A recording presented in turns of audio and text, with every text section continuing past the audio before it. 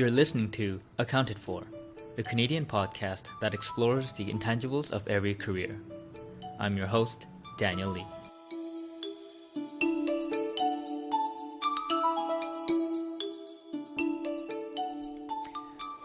Hello, welcome back to Accounted For. This is the podcast to inspire unconventional careers, and it's a part of OMD Ventures, my platform on a mission to create utopias. And if you'd like to ask questions regarding anything career related, please reach out in the contact page so that I can have enough to amass an AMA episode. And if you maybe want to have a deeper conversation with me, I'm looking for ways to do that more. There's instructions at a contact page for that as well on the website at omdventures.com/contact.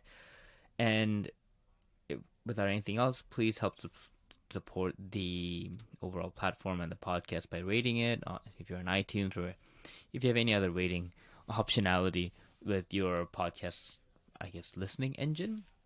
As well, subscribe to the newsletter just to be in the loop of what's happening every week.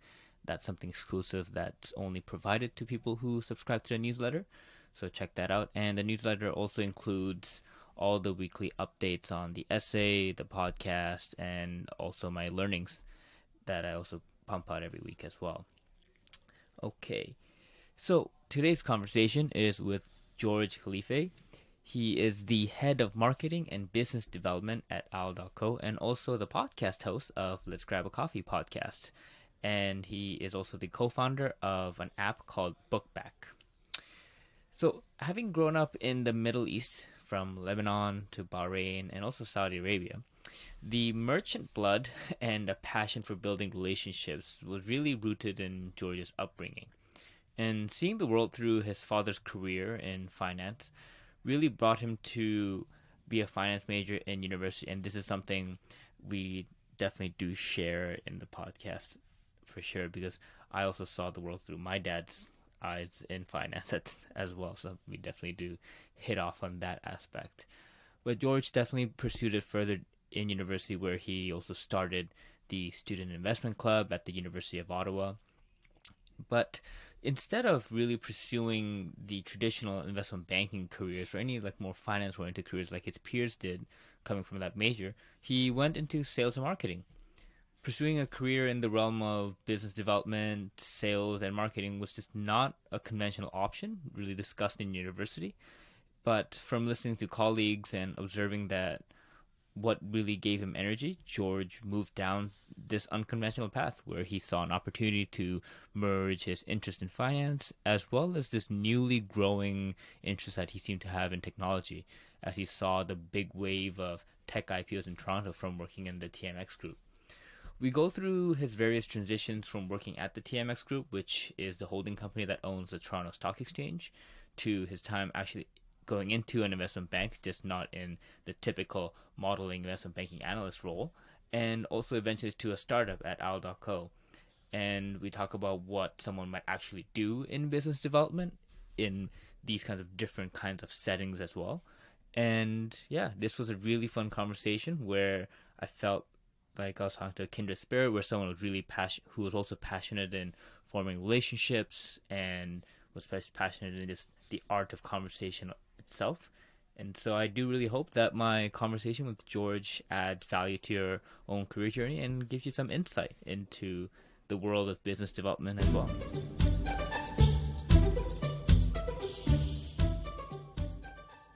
Hey everyone, welcome back to Accounted For. Today on the podcast, we have George Khalife. Hey George, thanks for coming on the podcast. Thanks for having me, man. What's going on? Good. We have this wonderful view in Toronto that I just really want to show my listeners, but unfortunately my face doesn't really seem to be made for TV, more for audio, so I don't really do video like George does with his podcast. But George here is also the head of marketing and business development at Owl.co, and he's also the co-founder at an app company called Bookback. He's also the podcast host of Let's Grab Coffee, and he also has his own blog at georgekhalife.com. So you're a man who does so many things. And so the big question for me right now is, when you meet someone for the first time and they ask you in typical Toronto fashion, so what do you do? How do you respond? Yeah, that's always a good question. So let me just preface: it depends where I'm asked, right? Like Yeah. if I'm in an event on behalf of Owl, it's a different kind of pitch. But generally, what I would tell people is I'm a guy with a finance background, the DNA of an entrepreneur, and a passion for sales and marketing. And the sales and marketing sort of came later. My background academically was in finance because that's always what I've wanted to do, and I still have love for it. I just figured out, my roots coming from Lebanon. I'm a Middle Eastern guy, so a lot of people listening would understand. We have that merchant DNA, so that entrepreneurial itch was always there.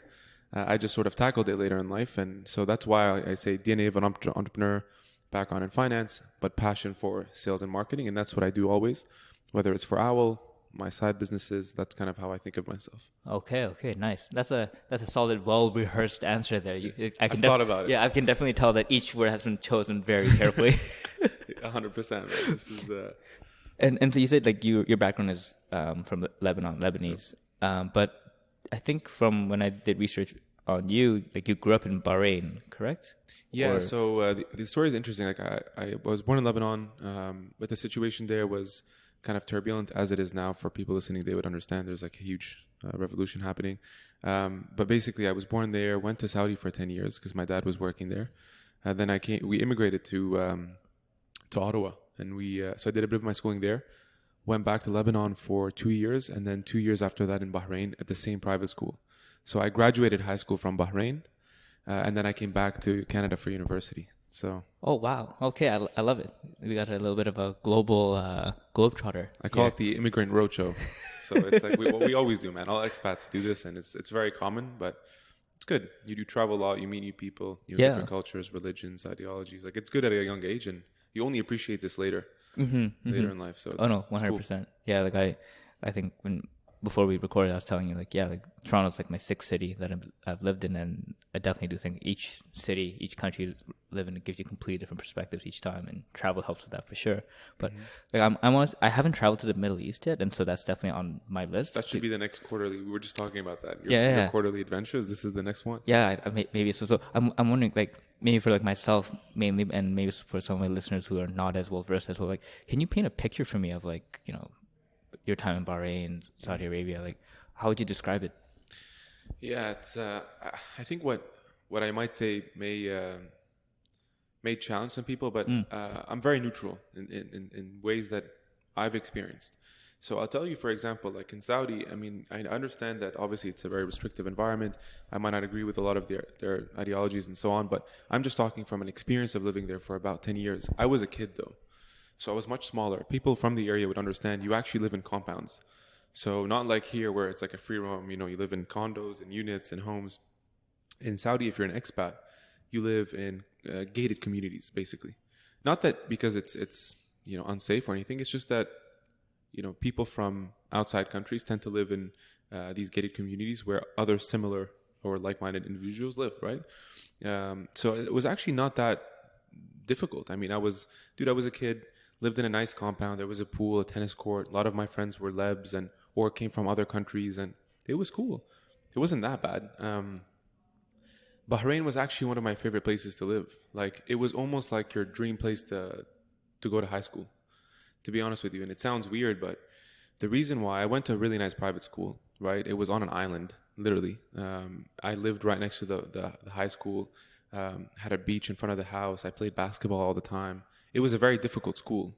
People who listen, it's Sabis Shweifat. It's a very common school in the Middle East, so they might recognize it. That was good though. It was a fun place to grow up, man. I mean, you had a lot of expats. There wasn't a lot of locals, so you met people from Australia, from England, from Canada, from the US.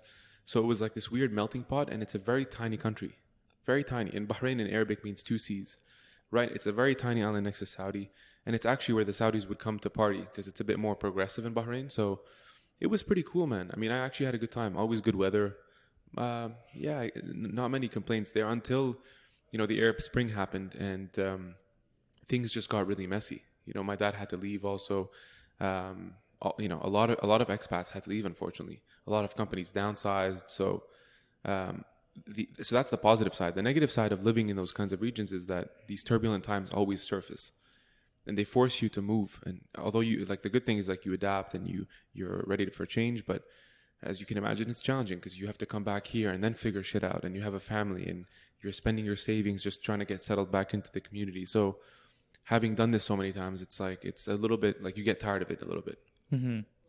And yeah, like I think when you're describing Bahrain, like it did paint this kind of cool picture. Because so I didn't really know about the Kingdom of Bahrain for like until recently, because I recently got into watching Formula One, and they have the race in Bahrain, and I was learning about how it's an island nation. I was like, oh yeah, like it sounds really cool. It sounds magical. It is. It is. It's a cool place. Yeah. It's honestly, it's definitely gonna be on the list of countries I definitely have to visit. Yeah. And but for you then, so you've had this very global upbringing. Like you're surrounded by people who are other expats. You are constantly going back and forth between Canada and the Middle East. During that time, I'm wondering how maybe like the culture or maybe the kind of upbringing you had, the family situation, like what kind of dream, like occupation or like career did you think about having when you were young, like when you're like 7 or 10? Like what was it? Was it like that merchant blood always like fuming inside, thinking I will probably do international trade or something like that? Yeah, dude, it's a great question, and you appreciate this. You tell me you come from Korea, so it's like, but listen, for me, I was always this class clown, which is, if you ask all my close friends, actually, they'll tell you, that I almost did like a 360. So when I was growing up, I always like comedy and acting and making people laugh. It's still a part of me today, and I actually leverage that a lot in my job. But early days, I didn't really know, right? I was like most of the other kids, like I didn't have really like a set idea of what I wanted to do yet.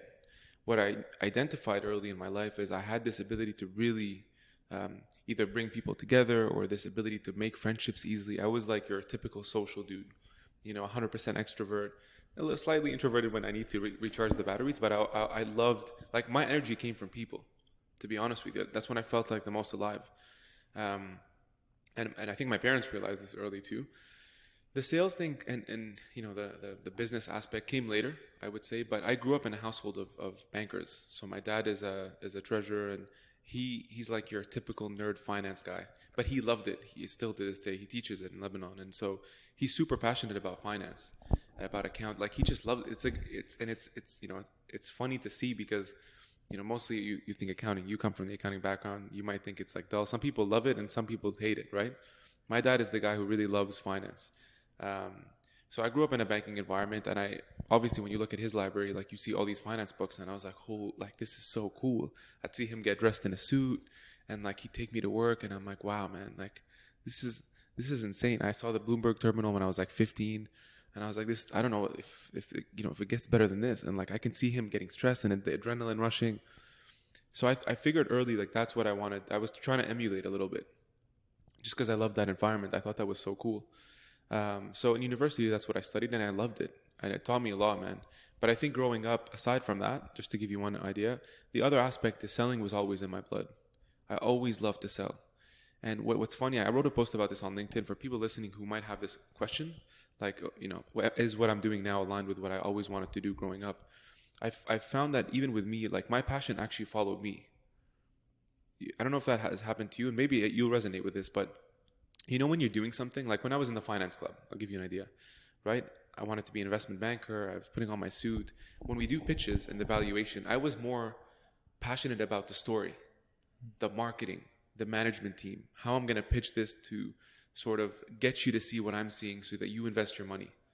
I did the valuation, whatever, but I was pretty average at it. It wasn't what I was like, that kind of bell that would ring. For me, it was the marketing. How can I sell this story for you? And so I knew early on that marketing and sales was actually what I really, really wanted to do. In the context of finance or entrepreneurship, this was my holy grail, and I fucking knew it early. There's always that effect where when you hear stories, and sometimes when it resonates, and you kind of get chills in your body. Like I was kind of like feeling it as you're telling the story. It's good, man. Yeah, no, it's good, and yeah, like I definitely do resonate with that. Where if it's a weird feeling where you. Like, did you feel that way at all? I'm kind of curious to see if.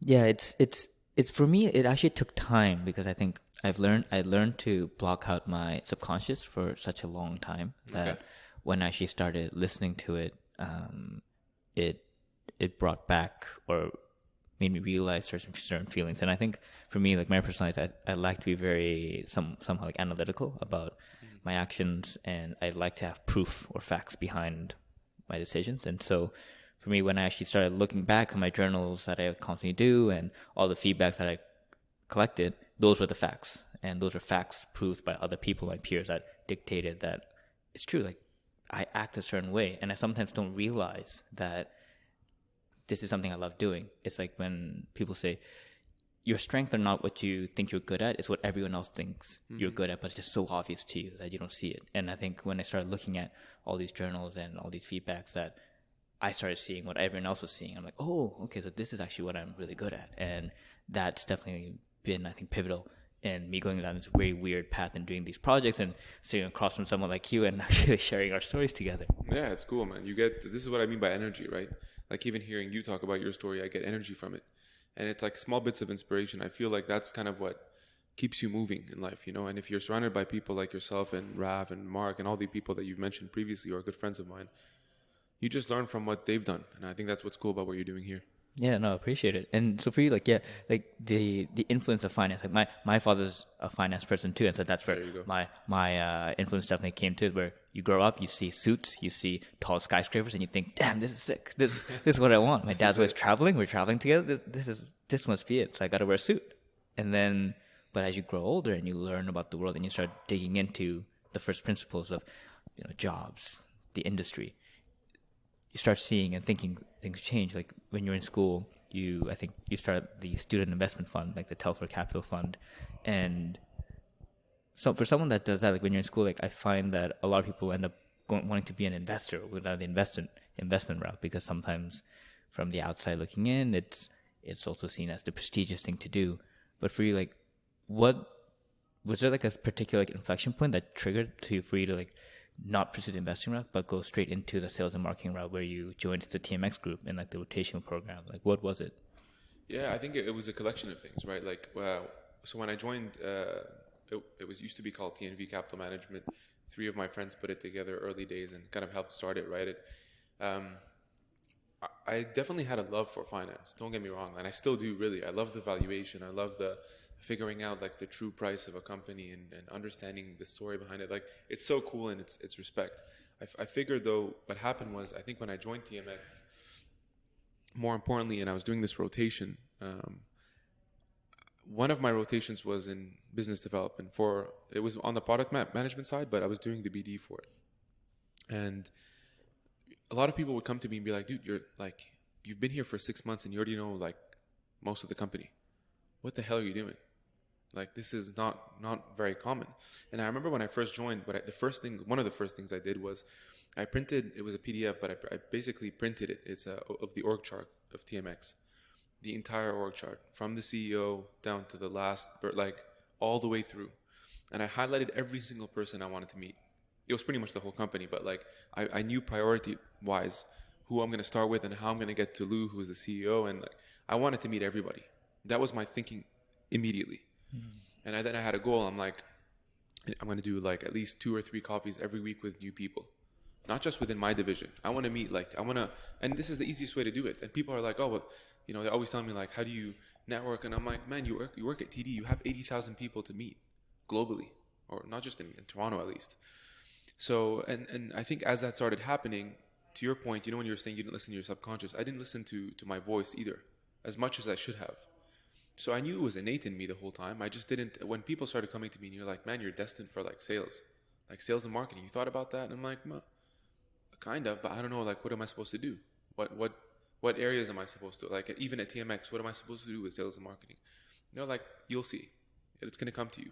That was the first realization. The second one quickly was, if you think about the TSX, I always story told it as like the Super Bowl of entrepreneurship. This is it. Either you exit or you take your company public.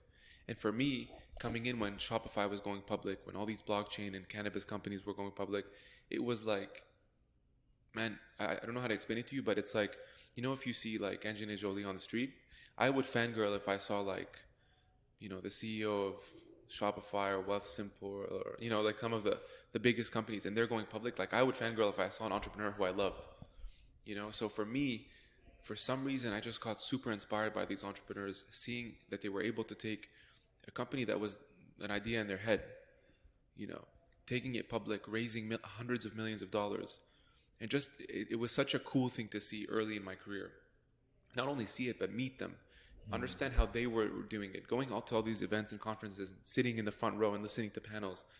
That started to kickstart my love for entrepreneurship, and understanding that there was actually a huge opportunity on the sales and marketing side, especially if you had good context in business. And so I'm like, what the hell have I been doing this whole time?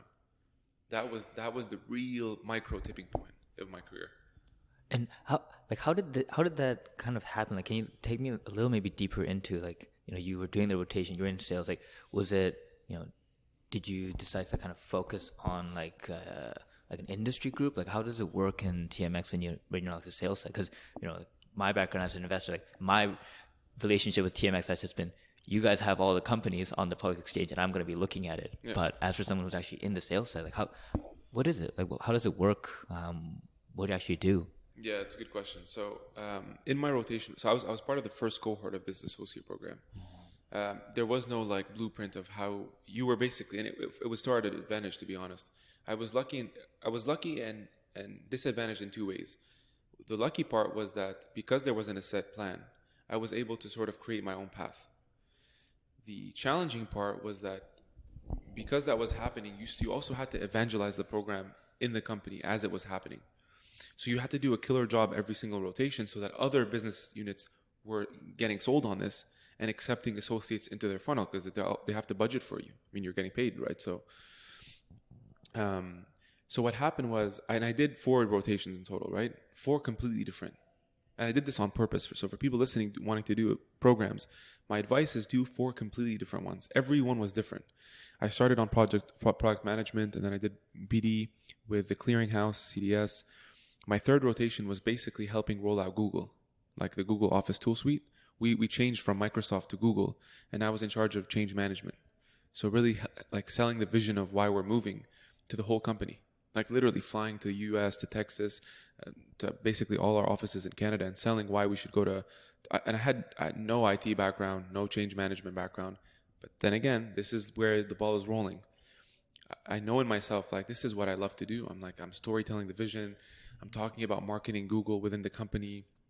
You know, I'm getting backlash because people don't want to change, right? Like, you know, the change management curve, they don't want to go through this whole thing. And I left the sales rotation for my last one strategically because I knew that this is where I wanted to end up. The challenge was there wasn't any associate who's ever done sales at TMX yet, within the program or otherwise. It was basically a team of VPs. So I really had to sell, like, why I should do my last rotation. I was talking to my manager, Rich, who heads up corp sales. And I'm like, Rich is like, you know, and he really took a shot on me, man, early. And I'm like, just give me this opportunity, dude. I won't disappoint you. It's 6 months. If you don't like me, kick me out even early. Just, this is my last rotation. This is the only place I want to be right now. Like, you need to give me this. And so I did my last rotation there. I was the first associate to get into the sales side for TMX. And basically, what I was doing was finding private companies to list. That was my role. And obviously, there's more details to this. You have to be strategic. You have to, you know, build relationship with investment bankers, like what you on the other side. Build relationship with lawyers, accountants, the whole 9 yards. When I did the 6 months, I loved it. I stayed on for another year full time, and then I was leading sales for Toronto and New York. So that's why it was so cool, because I knew then and there, I'm like, I love entrepreneurship. I love the story of entrepreneurship. And my job was basically building relationships with these entrepreneurs who were destined to go public, whether it was now, in the 6 months, a year, 2, 3, 4 years from now. And I thought that was cool, because for me, man, and, you know, people listening might be like, oh, okay, well, I get the job. But for me, it was even bigger than that. Because I loved investing too, I knew that what I was trying to do is like build a future, I guess, for the TSX of these cool companies that would eventually list, and then give the investor a chance to also have a stake in these companies. Whether it was through your TFSA, RRSP, it's giving you a chance to build your wealth in very cool companies that you and I know, especially on the tech side, which I'm very passionate about. It's and we talked about this a little before we did the recording, but like, when you're in TMX, you strategically put sales as the last rotation, and so you already had this kind of somewhat of a conviction that you knew you'd like to do sales, you thrive there, this was going to be your passion, your strength area. But when you're actually in school and you talked about how when your friends like look at you, like, they tell you about how way back when you guys were in school, like, that was the unorthodox thing to do for someone, a finance grad, to go into sales. Like, why wouldn't you pursue investment banking like everybody else is trying to do? What was that like when you're in school? Was it very obvious to you that why should I do investment banking? Why? I think I like sales. And was it a very easy thing where you just knew exactly from all these like activities, school clubs that you did, or was there a bit of a struggle of trying to listen to who you were compared to what like society, quote unquote, seems to expect of like top tier finance grads? Yeah, I think for me what happened was in high school I was this class clown, at least in the early years. Not like when I was in Bahrain, this is where I started getting serious because my private school kicked my butt. But when I got to university, for some reason I had this like chip on my shoulder. Like I really wanted to prove to people that, I could be serious, that I could be taken serious, and that I could become a professional. So I had this like VP stance like early in university, and I'm like, this is what, like, I'm going to show you what I can be. I had this like weird chip, right? And it was for no reason. Nobody was telling me anything, but I just wanted to prove people wrong. And I think that's where I think I focused a lot on being the best I can be in university. So I was like getting involved a lot, but I didn't have a path to sales or marketing. And I think because finance was taken more credibly, and as a result of that, I was also taken more. The appearance of being more credible appealed to me, which was maybe not the right thing. And it was filling my ego. And I get that. Obviously, as you mature, it's easier. But when you're there, it's not as clear to you. So that was kind of, how do you say it? Like in my head, that's what was going on at the time. And there wasn't a clear path, dude. Like there wasn't a clear path to go to sales. And it's funny, and I look back and I'm like, why wasn't there? Why didn't you tell me that, like, I could work at Amazon or Salesforce or Google? And this is a huge community. It's a huge opportunity. And for someone whose strength is in this, and it's not like I'm pointing fingers. I put the blame on myself, but I almost feel like I'm also responsible for helping students and upcoming professionals to know that this is a thing you can do. And I was telling you this. I had a talk with my friend who was also from Ottawa U, and we were talking and stuff, and he told me, dude, listen, one of the reasons why I pivoted into sales and marketing was because you did it early. But similar to you, I had the same connotation. I thought that if you go into sales, you're regarded as like sleazy car salesman, and I didn't want that. The difference was, here's what I realized early in my career. When I was at TSX especially, I talked to some of the guys at like the financial risk management group where I could have done a rotation. I chose very strategically where to do my rotations based on what I was good at. Because I knew one thing. I'm like, listen, man, technically, there are people much smarter than me in many different areas, whether it's on the data side, it's on the technical side, the risk side. I can't compete in those areas. I have a very strong work ethic, but I'm also a reasonable, smart person in the sense that, listen, even if my hustle is 100%, if you're naturally apt at this, and this is what you love and are passionate at, you're going to beat me. Okay, so in which areas am I going to be the same as you, but where I can excel at? And I pinpointed those areas early in my career, and the program gave me enough time to figure this out. And so when I look back now and I'm like, listen, dude, and I always regarded myself as a professional in sales. So you didn't see me in like, you're like, oh, look at this douchebag, or what an asshole. Like, I always carried myself very highly, to very high standards, and like, I did that for a reason. And I was building my network, and anybody who knows me, man, knows how much effort I put into fostering my relationships. I take it very seriously, my reputation. And so, yeah, this is just really to say that, like, I figured out eventually that this is a profession I can do. And if I think it's professional in myself and I hold myself to a certain regard, it can be deemed as like not only serious, but this is a huge opportunity for me. And I'm going to be an outlier in this industry because I'm positioning myself where I'm strong, and I'm only getting stronger on my strengths. I'm not dwelling on my weaknesses. And when you talked about the chip on the shoulder, I think there was like a story that you talked about in a previous interview somewhere where I remember just kind of resonated with you, where I think it was like a 5th grade teacher told you that you weren't going to have a good career as like a communicator, but right now, like, that's what you do, like, and that's what you start excelling at. And like, sales is all about communicating, storytelling. what was that like a very material driver in like creating this kind of shift, or do you think it was just like you were too young then, but it just needed time to just allow this kind of natural innate like talent to just blossom out? Yeah, somewhat. I mean, uh, again, I don't really know, what the intention was at the time, but I really remember it distinctively, and I don't Yeah. remember much from that period of time, which is weird. But I really remember this conversation, um, and it kind of stuck with me. And I think I just let it to this. I pushed it to the side. But it, man, like especially if you're kind of bullied or challenged in certain ways when you're young, it hits you.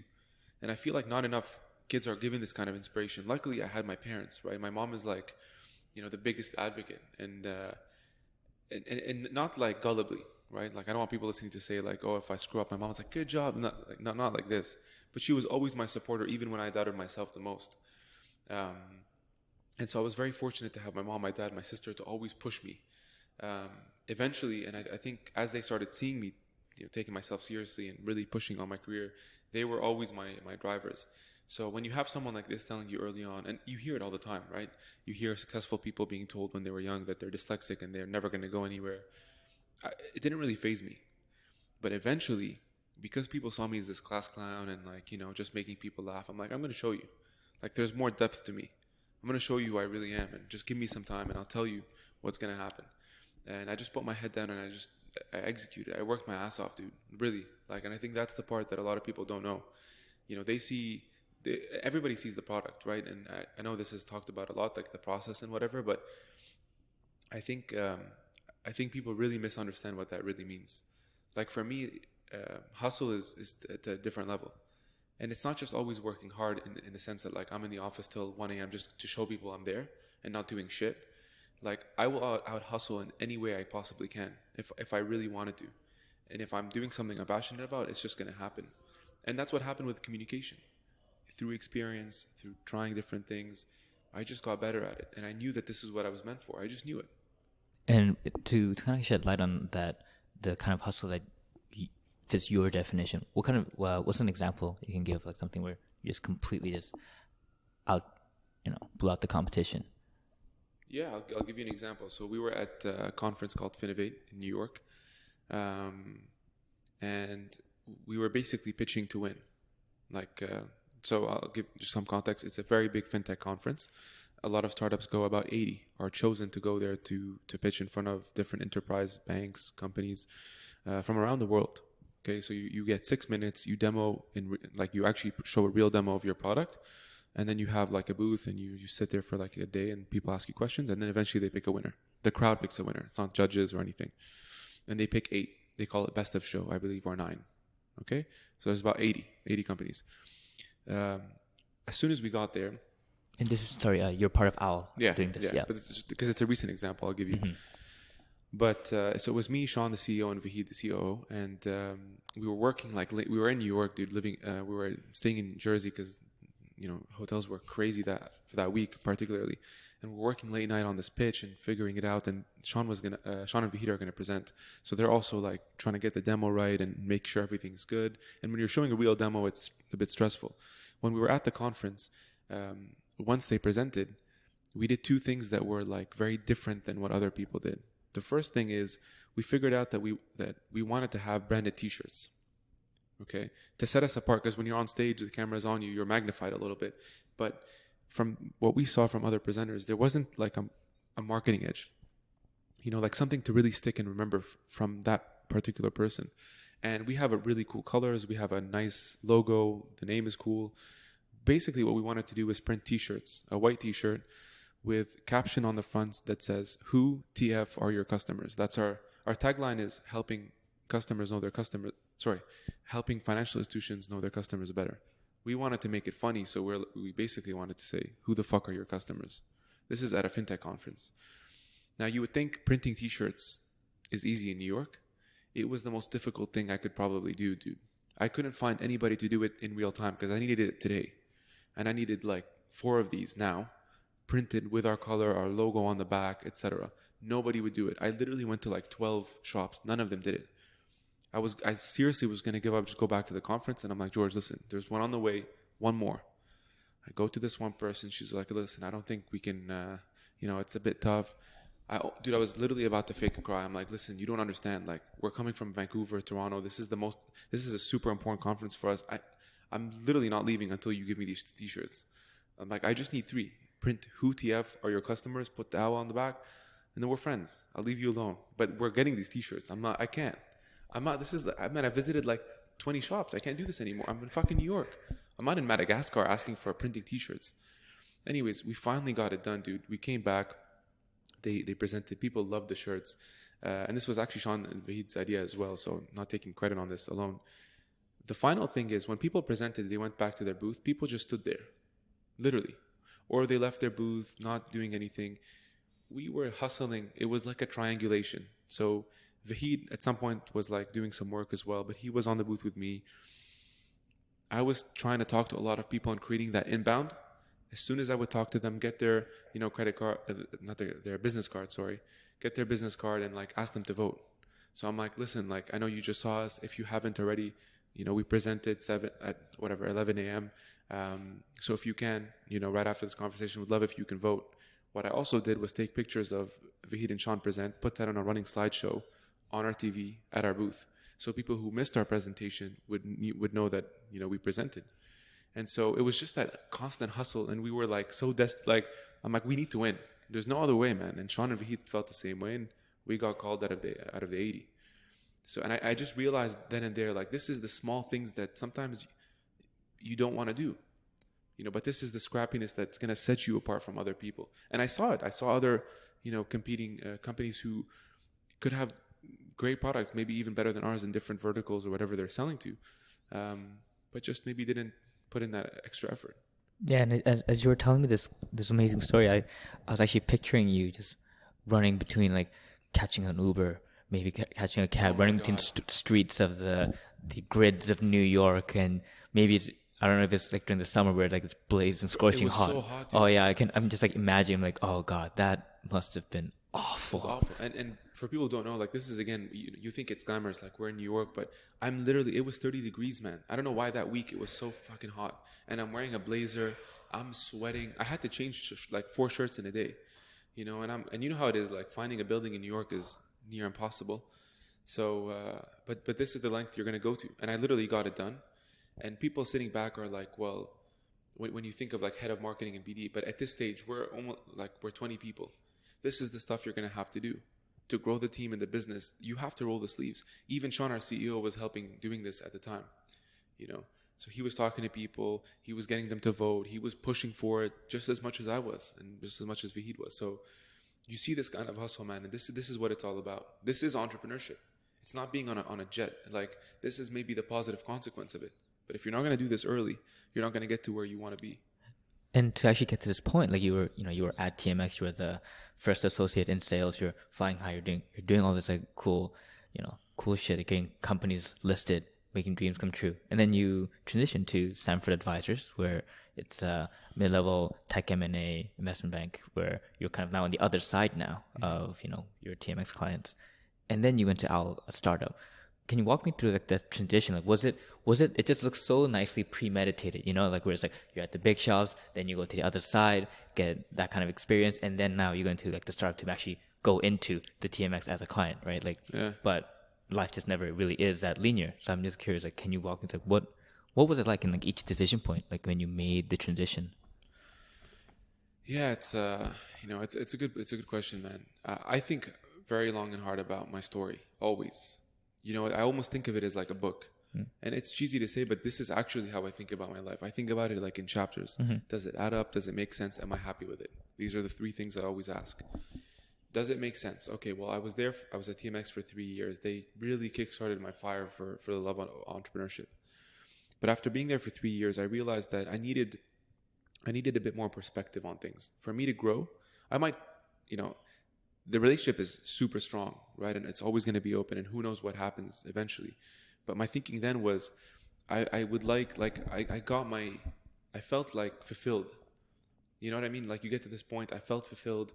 I gave a lot of value to TMX. They certainly gave a lot of value to me, and a lot of challenge and responsibility and confidence in me at an early age.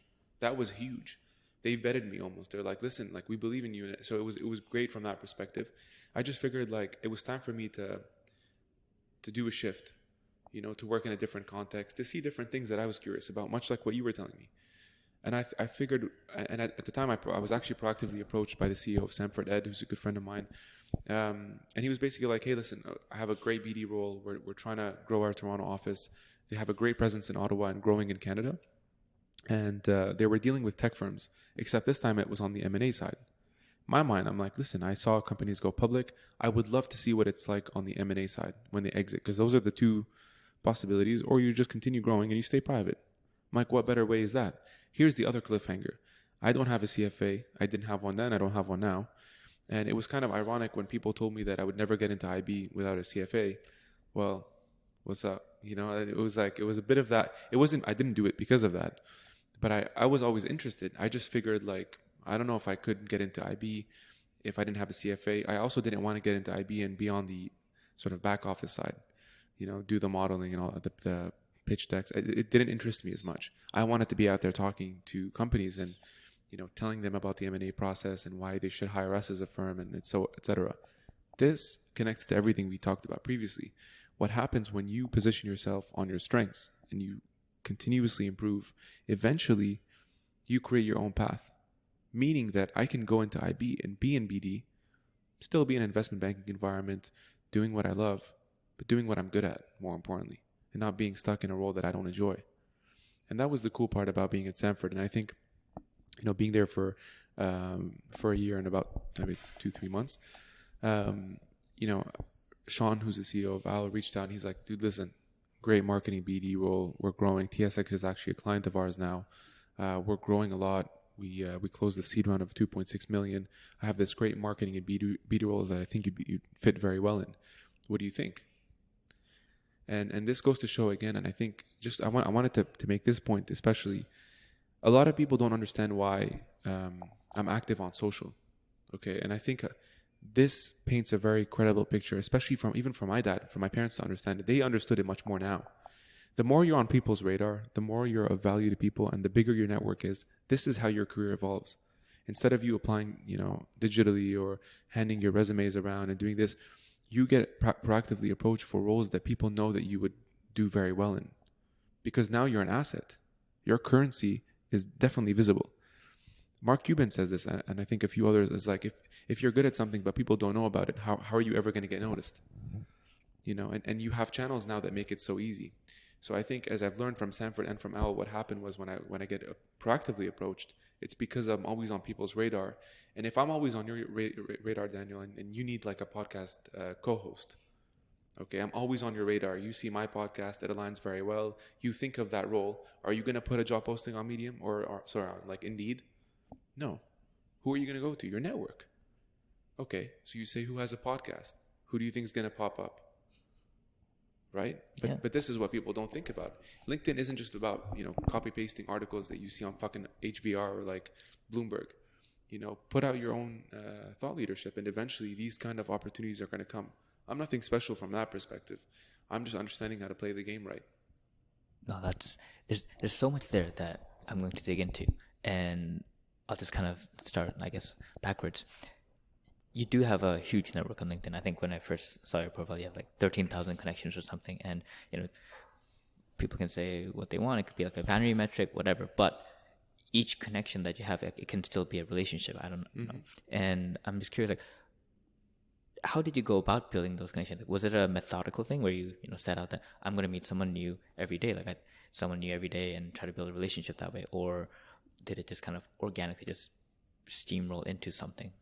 Yeah, I think early on I was trying to build for me early in my career, quantity was more important than quality. I'm going to be honest about that. And I never really cared about the number of followers. 13, it really isn't like, people can say it's a vanity metric. Dude, in the context of other people I know, it's really nothing.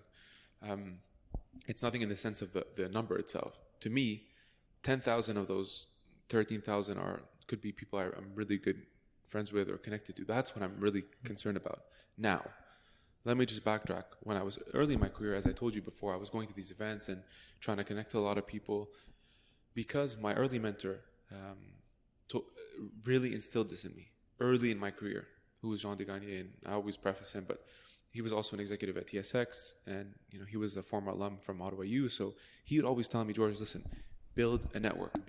Like, you need to focus on this, dude. You need to put effort, not just in building a network, but building relationships. And the one key thing he told me is, don't just build relationships with people in your industry. Build relationships with people outside of your industry. Broaden your scope. Learn from different people. Make sure you do this now. It's kind of like investing. The earlier you start, the better it is. And I took it so seriously. I'm like, I need to do this. So for me, like, building a relationship was almost it was important as anything else. Really, like, I saw it as like, I don't know, like something really is like, I almost saw it as like building my wealth. Really, I felt like the more people I was really connected to, not the people on LinkedIn, like, okay, I have 15,000 now, 10,000. No. If like you and I now I feel like we're connected. We're friends. We'll stay in touch. I really feel like my net worth is growing almost, and not in a dollar figure. I just feel like it's almost like a currency, and I think that's super important. I think later in my career, I started being much more focused on certain things. So the events that I would go to, for example, and I was, you're keener in the front row and learning from panels. Now I'm getting to a point, because I was privileged to do this early in my career, and a lot of it, and that enthusiasm, it's still there, but much more refined. I'm much more focused on the industry that I'm playing in. If you're on the BD and the marketing side, you need to get to a point where, again, you're maturing in your profession, and you need to execute and show results. And you can't just do that being everywhere all the time with everybody. You need to be super refined with it in a business sense. I'm not talking like social with your friends. I'm talking like in a business sense here. That you need to be focused. So if I'm in fintech or in SureTech, as an example, I'm going to the industry specific events. I'm talking to prospects or targeted individuals who I know could become clients, and I'm building those relationships. If I don't do this, I'm not a professional in business development. I'm a professional in shaking hands and hugging it out, and that's good early in your career when not a lot of people know you. But as people know you and the light is on you, there is an expectation for you to execute on what you say you're going to do. And that's the point where I've reached, in the last couple of years, and I really want to continue to prove that. Mm-hmm. And it seems like, I guess, like it all works out that way, where, when I looked at your podcast with Scrap Coffee, the name just kind of sings out, where that's how you start building relationships with people. And I think you started it 3.5 years ago when you were actually in TMX. So it seems like that was kind of part of the project of building the relationship, building networks. And you've done other side hustles, like you have your app Bookback, where you're helping students trade, sell, and buy books, and that started like 2.5 years ago. Well, I think you were in Sanford at the time when you started it. It was April 2017, basically to the end of TMX. Yeah. And so you're still doing both, and you still have your blog, and you're now at a startup where things are even crazier than ever. How do you prioritize what's important? Mm-hmm. And I'm sure you continuously probably have more ideas of things you probably want to execute on too. How do you prioritize? Yeah. So to answer the first question, man, prioritizing for me that I found works best is doing things that have synergy with each other.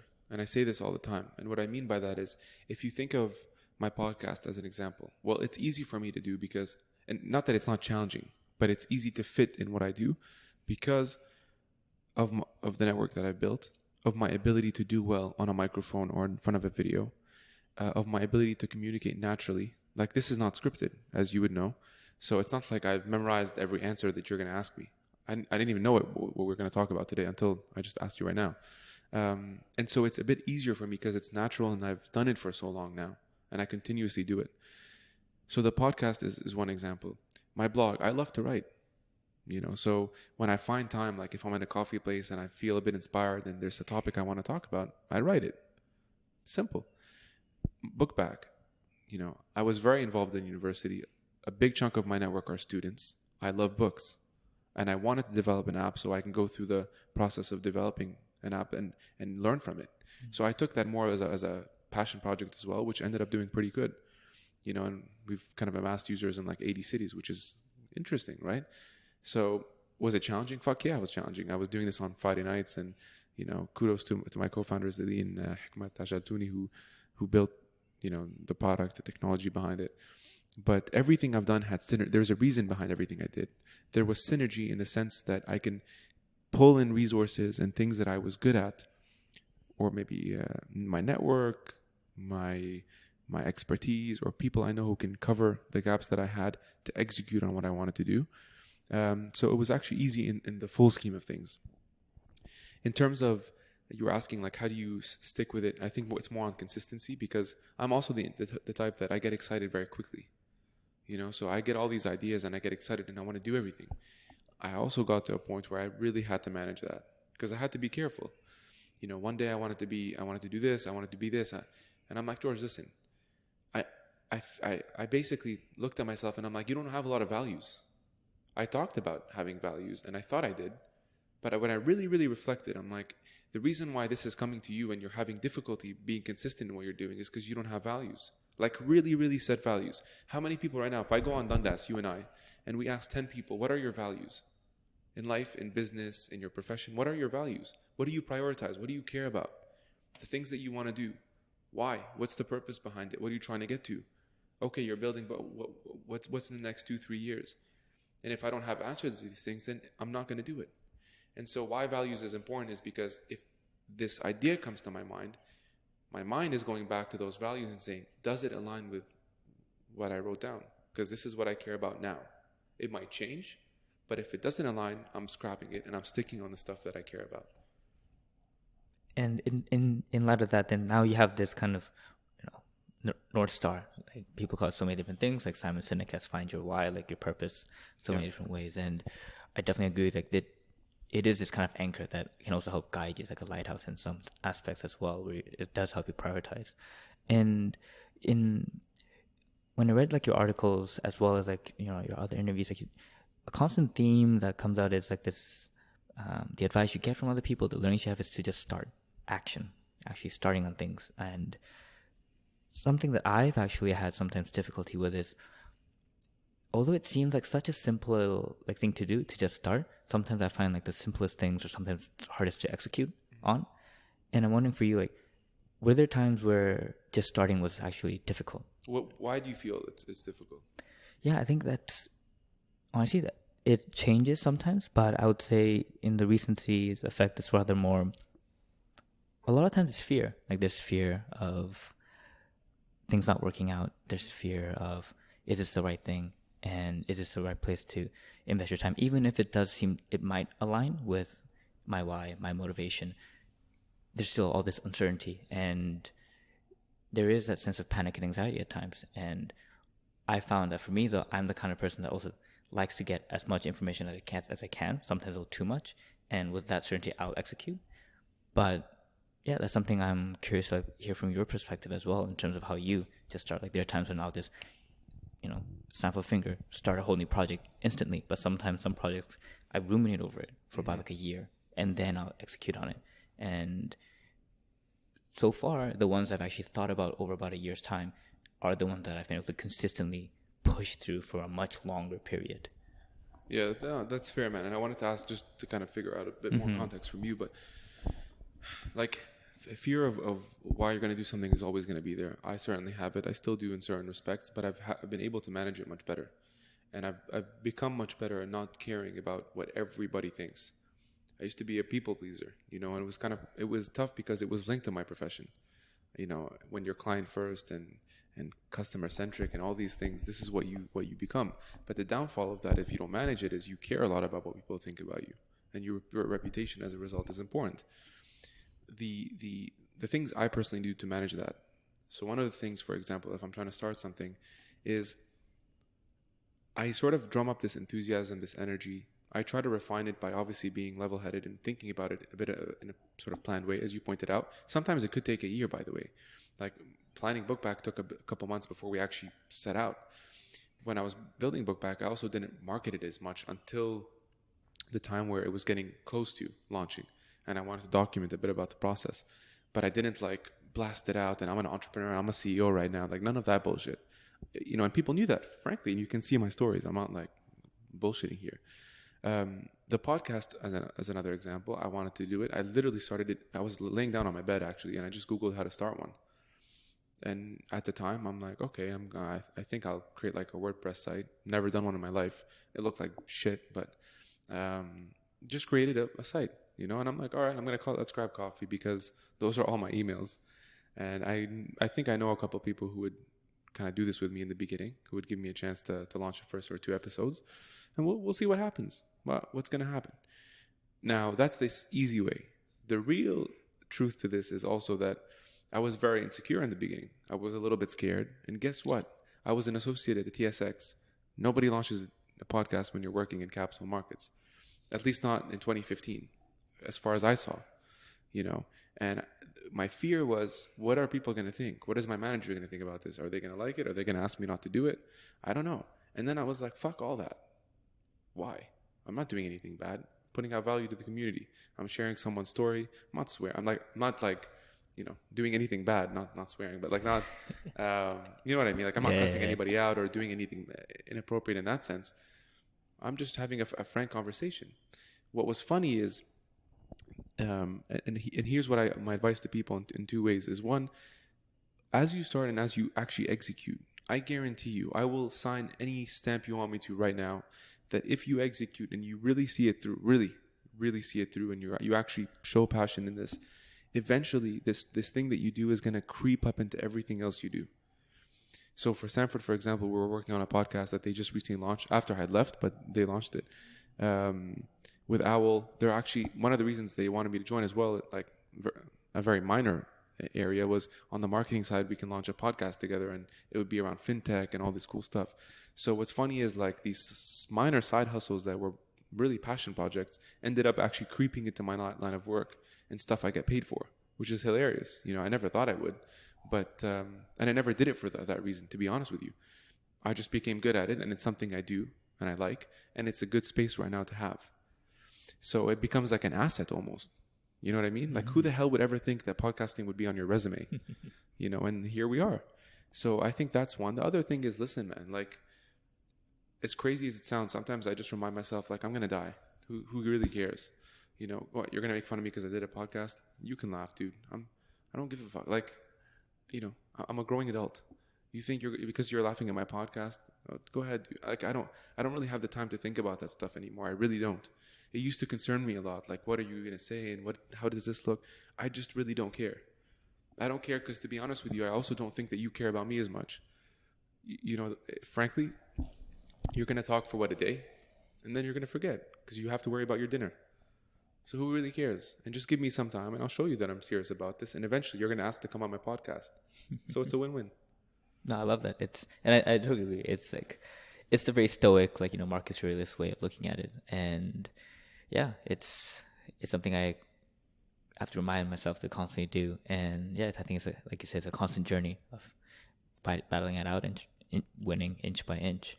And I'll be remiss if I didn't dig into a little deeper into now what, you know, you do in BD, because right now we've talked about a lot of the cool stuff, a lot of the good stuff where, you know, it's highlighting your passion, your interest. And yeah, a lot of BD, I think, is building relationships and doing a lot of the fun stuff. My first job in university was in business development at a media startup in Vancouver. Oh, cool. And I had, you know, I tell people, oh, I was in business development. Cool title. It was my first job. Didn't know what to expect. I went in. I practically did 100 cold calls every day. And I was like, this is BD. All right. And then, you know, but there's so many different aspects. Like, I learned later on that when you're in a big four accounting firm, everyone's trying to be partner. They want to be partner. And then I tell them, do you really know what a partner does? Like, I sat down with a partner and I grilled them. So what do you do? Tell me your schedule from morning to night. What do you do every week? And I realized, oh, okay, so this is practically like business development. Like, that's what you do. Like, you stop doing all the accounting work. That's what we, the grunts, do. But when you go to the highest level, that's what you do. Exactly. Investment banking. What does a management director do? Like, or managing director do? Like, they're trying to sell their services to other companies. Like, but for you, going from, you know, doing BD and sales in TMX to Sanford to Owl, like, I guess like it's a two-part question. The first part being, how would you describe like the role of business development? Like, whether you can, you know, describe it as a function of time allocation or the tasks that you do. And the second part being, how has that evolved throughout these transition points? Yeah, there's a lot to unpack there. In terms of what BD is for people who might not know, or maybe who do or are trying to give it a shot, whatever the case is. And the way I understand it is, from my own experience, this is not a book by definition, by the way. You look at two roles, or maybe three roles now. Okay. You look at sales, you look at marketing, and you look at biz dev. There's somewhat overlapping in three ways. BD and marketing, in my opinion, and that's why my titles have always been together, BD and marketing, is because I actually think that they go hand in hand.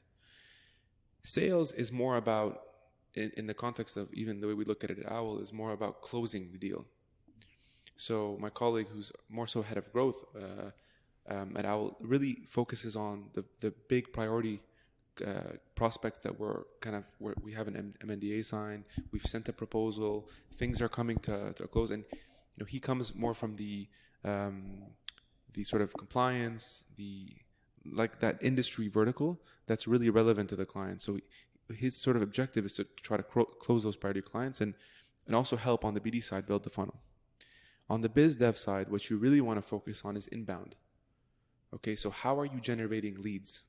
Leads is the term of like targeted individuals or companies that you're looking to build a relationship with so that they someday will become a client of yours.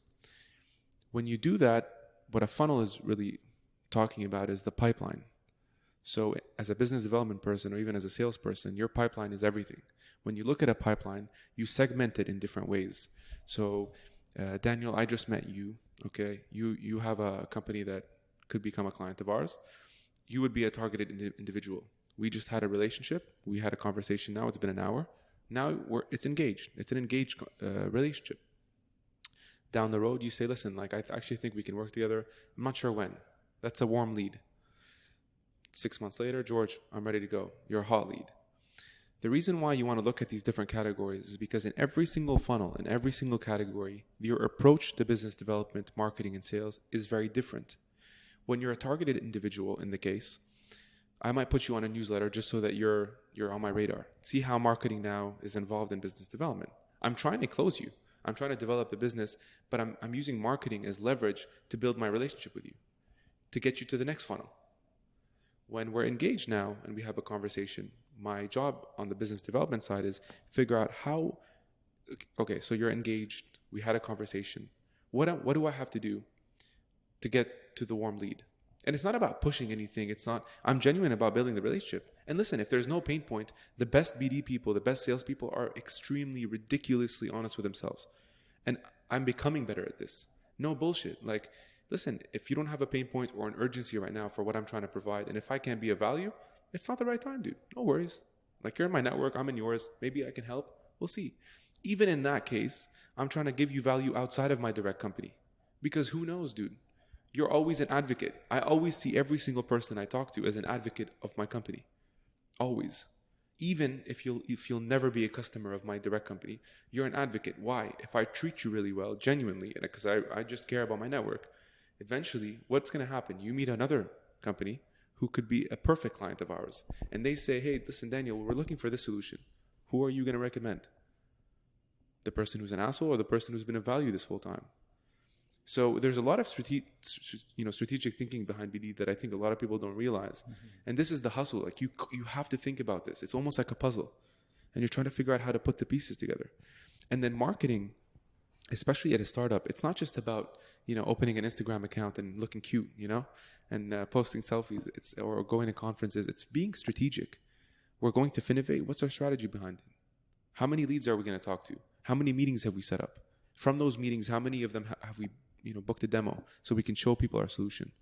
From the marketing aspect, are we on LinkedIn and showing pictures of our co-founders on stage? Great.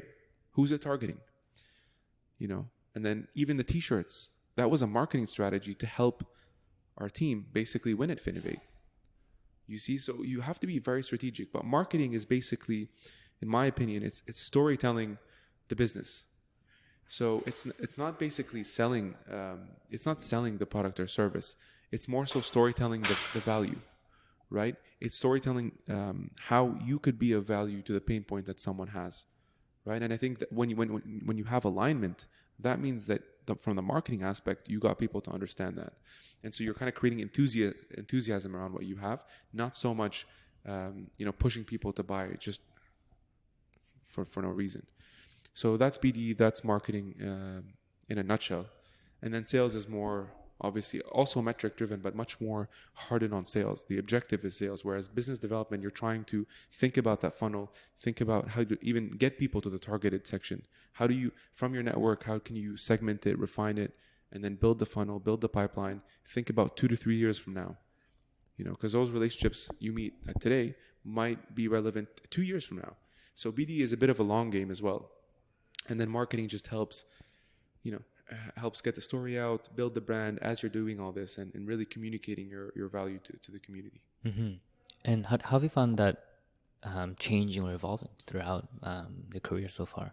Yeah, that's a great question, dude. I'll tell you why, because like at TSX, it's the same thing in a nutshell, just a different game. I always said this, like for me, switching from these three companies, like it was same hustle, different game. I always say that. TMX, the difference is it's a very long sales cycle, very long.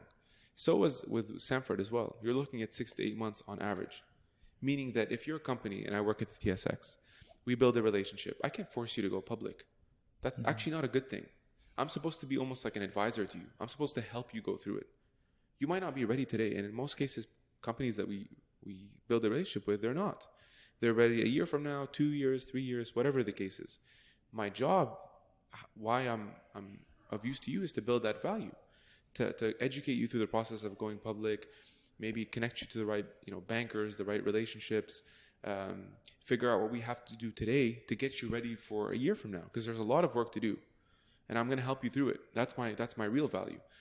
And so when it comes to that stage of me finding you, obviously, and we're building the relationship, it was the same with Sanford. And I think so you have to have, if you're in the services selling space, you have to have a long game or long view, long lens. It can't be very short term. It's not like Starbucks where it's volume driven.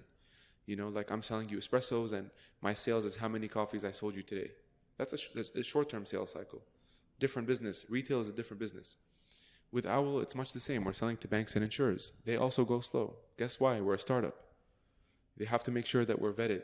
They have to trust our product, trust that we meet all the privacy and compliance mandates, and etc. So we have our own challenges to go through at Owl. As we build the brand, build the business, build our clientele. So you have to get comfortable. But more importantly, you have to know what type of seller are you. Are you short-term? Are you long-term? Are you because even like if you work at a tech company and you're selling SaaS, software as a service, it's very different. Some SaaS solutions are more medium term. Some are short term, actually. Like if you work at SAP or IBM, last thing I'll tell you is the one thing I've learned from the three, you could be a very good seller working for IBM, but you could be a very shit seller working for, elephant.co or .io. I hope that's not a real company, but I just made up a name. Meaning that if you have a very strong brand behind you, it's easy. Hey, Daniel, what's up, man? Name's George Khalife. I'm the head of cloud here at IBM. Just wanted to have a chat. Okay, cool. What's going on? Hey, Daniel, what's going on, man? This is George from brickmortar.co. Do you have a second? Shit. Sorry, dude. I'm really busy right now. I'm tied up with something. What was that, Mom? All right. Hey, man, I got to call you back. All right, bye-bye. You don't have the same reputation on the street. You don't have the same credibility. And so the way your approach when you have a big brand behind you is very different than when you're working for a smaller company or a startup. Some people have the skin for it, some don't. Some figure it out, some don't. No, that's a very eloquent way of putting it. And I think my audience will definitely appreciate that overview as well. Like, I'm definitely appreciating it. Yeah, I hope so. And hope it's value, man. No, definitely. Unfortunately, though, we are kind of hitting the ends of our time together, as this has been honestly, like, the time flew by. I had so many questions I wanted to ask you. It's good, but it's good. It'll lead away for more conversations to come. And so as we kind of wrap up this interview, though, something I want to ask you is, what's an unconventional, or what's a belief you have that you think goes against conventional wisdom? It's a good question. Belief that goes against conventional wisdom, you're saying? There's too many, I think. This is my problem. My life has been unconventional from the beginning. Or it could actually be something, a twist to it could be that how an unconventional bet paid off big time. If that can help narrow things down for you. Yeah, I'll take the first one for now. I think One of the beliefs, dude, that I have is like it's I'm trying to unpack this, but I think for me the biggest belief is just in myself. It's like in myself, meaning that like when you really believe in yourself, and when you really know that you've sort of got to a place where you're comfortable with who you are, and you've accepted who you are, and you've reflected on yourself a lot, and that takes a lot of time to really understand yourself, the ins and outs, dude. And I do this even to this day. I travel alone for 3 days, and I really need to. I feel like I still have a lot in myself that I'm learning still as I grow up. I'm only 26 too. Like, I'm a young guy, and I think doing more of this is teaching me that actually listening to myself and being comfortable with myself. And it's okay that I'm not a doctor. It's okay that I'm not an engineer. I'm not made for that. I'm George. And I have certain skills and capabilities that I was given that I need to explore and really push forward, because this is what the world needs. And if you just really trust yourself, and if you believe in yourself, and more importantly, you take yourself seriously, and you, for once in your life, man, bet on yourself. Really fucking bet. Like, really say, I'm going to go all in. I'm going to trust myself. I'm going to trust my gut, and I'm going to do this. For once in my life, I'm going to be serious about what I do. And I'm going to fucking own it. I'm going to put on a suit and like put on my armor and like whatever it is, my dress, and really figure it out. I'm going to go and I'm going to look at this world differently from now on. Tomorrow I'm going to wake up and I'm going to crush the shit out of this world. And if I have this view, then there won't be need for conventional thinking, because everything that's going to come to you is going to be unconventional. You might switch a role in a year from now. You might leave a work you've been with for 5 months, and people are going to think that's unconventional. But guess what? You're taking one step closer to being who you actually are meant to be. And in a world that's more conventional, I would be on the unconventional side every fucking day of my life until I die. So that's an awesome, it's like an advice as well. And so I'd say that's also an awesome advice for people to take as well. And it's kind of reminds me of a Warren Buffett quote where he says, take the high road because all the other roads are crowded. And exactly. Yeah, I think that's actually a great place to end off our wonderful conversation. But before I actually sign off, is there something that we didn't talk about today that you kind of wish that we may have touched on, or you just want to leave my audience with? I think there's a lot we can talk about. I think the best thing for people, if you're listening, is like a call to action. Just connect with me. Whether it's on Instagram, you can find me at Khalife Style, KhalifeStyle. Even if you just Google my name, Instagram my name, sorry. LinkedIn, just my name. Reach out, man. I'm always available. Really, I try to answer everybody. So if you have cool things you want to talk about, I'm sure there's a bunch of questions, maybe stuff you don't agree with, which I love even better. So reach out, say whatever you want. If you like this podcast, let us know. And I think that's it, man. If there's, you might even get some questions, then we can continue it offline, write a blog after. We'll see what happens. Yeah, man. Awesome. George, thanks so much for your time and sharing your story with me and my audience. Appreciate it. Thank you, brother. And cheers to everyone. All right. Take care.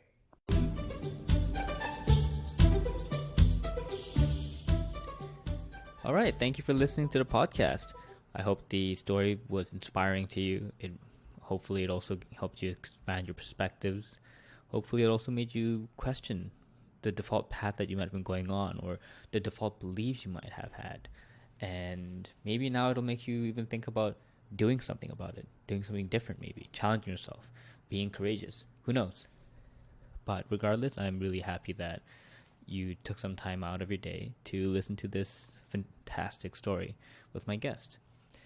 And if you would like to somehow, in some way, contribute and help support the podcast, and maybe even just be part of the community that I'm trying to build with the greater OMD Ventures platform, really think about being a stakeholder in the platform. And the quick way to do that is to go to my website, oldmandan.com, and go to the stakeholders page. I believe it's oldmandan.com/stakeholder. And the link is also down below. And that's how you can figure out how you can subscribe, follow to get more updates on the free content, but at the same time also donate by actually just buying me a coffee. That's just how I put it. And you can buy me a coffee a month, coffee a week, or coffee every day of the year. And think about it as the way that, if you wanted to chat with me, you might just bring me out for coffee and buy me a coffee. Or if you wanted to bring one of my guests out to chat, you might buy them a coffee.